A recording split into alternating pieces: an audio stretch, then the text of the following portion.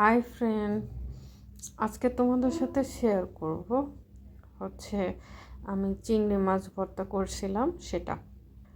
তো প্রথমে আমি ভালো করে চিংড়ি মাছ বেছে ধুয়ে তারপর হচ্ছে পেঁয়াজ, রসুন আর হচ্ছে মরিচ দিয়ে সাথে একটু লবণ দিয়ে নিয়েছি, নিয়ে একটু তেল দিয়ে সয়াবিন তেল দিয়ে ভালো করে হচ্ছে মাছ, আদা রসুন, পেঁয়াজ আর কাঁচামরিচ দিয়ে ভালো করে ভেজে নিচ্ছি।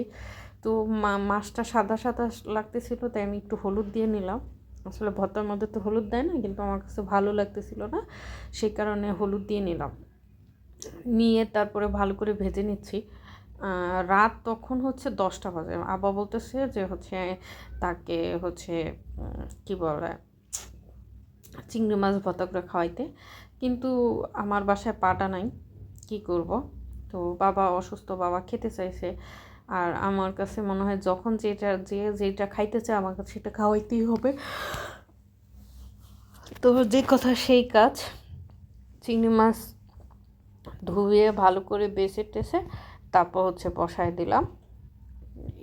একটু ঝাল বেশি হয়েছিল, কারণ হচ্ছে আমি আর আব্বা ঝাল খাইতে পারি না, কিন্তু মজা, অনেক মজা হয়েছে। পাডায় বাটতে পারলে আরও বেশি মজা হইতো, কিন্তু আমি ব্লেন্ড করে নিয়েছি। রাত 10টা বাজে, ওই সময় কে পাডা বসায়া তারপরে মানে করে ভর্তা করে, এত সময় কই। তো যেই কথা সেই কাজ, আমি ভালো করে ভেজে তারপর হচ্ছে একটু ঠান্ডা করে তারপর হচ্ছে ব্লেন্ডারে নিয়ে নিছি।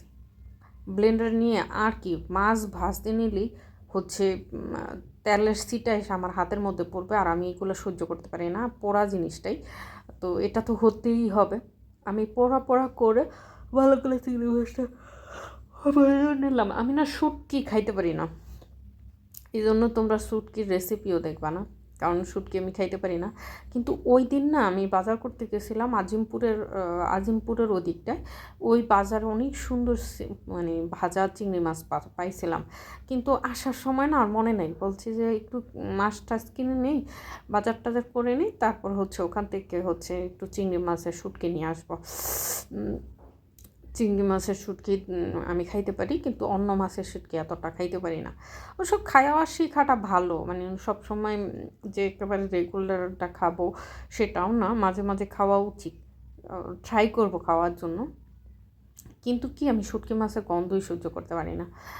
কে কী বলে, যার যেরকম পছন্দ। এই তো আমি কি করলাম, ব্লেন্ডারের সব কিছু ঠান্ডা করে ব্লেন্ডারে ঢেলে নিলাম, নিয়ে হচ্ছে আরেকটু চিলি ফ্লেক্স আর একটু লবণ দিয়ে দিলাম, কারণ হচ্ছে অতটুকু লবণে হবে না, আগে যা দিয়েছিলাম সেই অনুযায়ী। এই তো আমি ব্লেন্ডারে বসায় ভালো করে 2-3 বার ভালো করে চালায় তারপর হচ্ছে ব্লেন্ড করে নিচ্ছি। এই তো আমার হয়ে গেছে ভর্তাটা।